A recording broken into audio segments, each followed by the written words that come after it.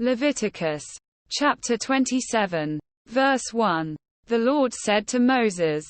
Verse 2. Speak to the Israelites and say to them, if anyone makes a special vow to dedicate a person to the Lord by giving the equivalent value. Verse 3. Set the value of a male between the ages of 20 and 60 at 50 shekels of silver. According to the sanctuary shekel. Set the value of a male between the ages of 20 and 60 at 50 shekels of silver. According to the sanctuary shekel. Verse 4. For a female. Set her value at 30 shekels. Verse 5. For a person between the ages of 5 and 20. Set the value of a male at 20 shekels and of a female at 10 shekels. For a person between the ages of 5 and 20. Set the value of a male at 20 shekels and of a female at 10 shekels. Verse 6. For a person between 1 month and 5 years. Set the value of a male at 5 shekels of silver and that of a female at 3 shekels of silver. For a person between 1 month and 5 years. Set the value of a male at 5 shekels of silver and that of a female at 3 shekels of silver. Verse 7. For a person 60 years old or more. Set the value of a male at 15 shekels and of a female at 10 shekels. Verse 8. If anyone making the vow is too poor to pay the specified amount, the person being dedicated is to be presented to the priest, who will set the value according to what the one making the vow can afford. Verse 9. If what they vowed is an animal that is acceptable as an offering to the Lord, such an animal given to the Lord becomes holy. Verse 10. They must not exchange it or substitute a good one for a bad one, or a bad one for a good one. If they should substitute one animal for another, both it and the substitute become holy. Verse 11. If what they vowed is a ceremonially unclean animal, one that is not acceptable as an offering to the Lord, the animal must be presented to the priest. Verse 12. Who will judge its quality as good or bad? Whatever value the priest then sets, that is what it will be. Verse 13. If the owner wishes to redeem the animal, a fifth must be added to its value. Verse 14. If anyone dedicates their house as something holy to the Lord, the priest will judge its quality as good or bad.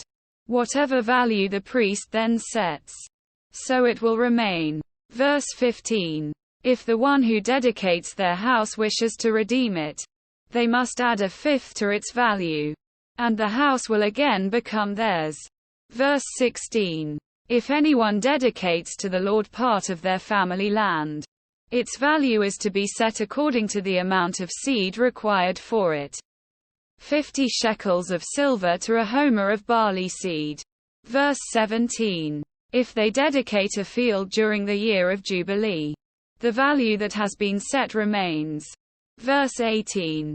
But if they dedicate a field after the Jubilee, the priest will determine the value according to the number of years that remain until the next year of Jubilee, and its set value will be reduced. Verse 19.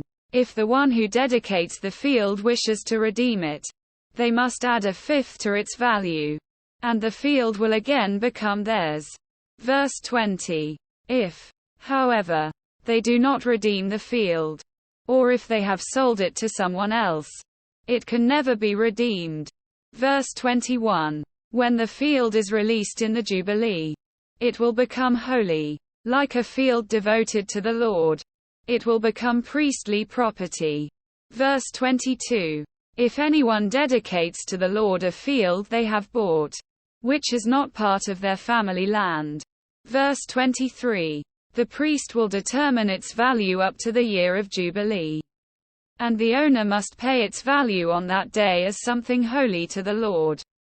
Verse 24. In the year of Jubilee the field will revert to the person from whom it was bought, the one whose land it was. Verse 25. Every value is to be set according to the sanctuary shekel. 20 gerahs to the shekel. Verse 26. Number 1. However, may dedicate the firstborn of an animal, since the firstborn already belongs to the Lord, whether an ox or a sheep. It is the Lord's. Verse 27. If it is one of the unclean animals, it may be bought back at its set value, adding a fifth of the value to it. If it is not redeemed, it is to be sold at its set value. Verse 28. But nothing that a person owns and devotes to the Lord, whether a human being or an animal or family land, may be sold or redeemed. Everything so devoted is most holy to the Lord. Verse 29. No person devoted to destruction may be ransomed. They are to be put to death. Verse 30. A tithe of everything from the land, whether grain from the soil or fruit from the trees, belongs to the Lord. It is holy to the Lord.